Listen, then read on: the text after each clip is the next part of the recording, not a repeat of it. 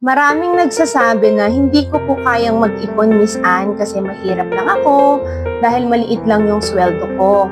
Ang totoo niyan, hindi ka mahirap dahil maliit ang sweldo mo. Actually, maraming tao na malaki yung kita pero walang ipon. Kasi ang totoong problema, kadalasan hindi naman po dahil sa income, kung hindi dahil sa habits. Kung lahat ng pumapasok na pera at ay lumalabas din agad, kahit gaano pa kalaki yung kinikita mo, parang kulang pa rin yan. Pero kapag natutunan mong magtabi, kahit maliit na halaga, doon nagsisimula yung change. Ang pag-iipon at pag-i-invest naman, hindi yan one time, big time. Ang kailangan lang natin is consistency. Kasi yung habits na gagawin mo na, kapag kulang yung income mo, anong paraan ang gagawin mo to increase your cash flow?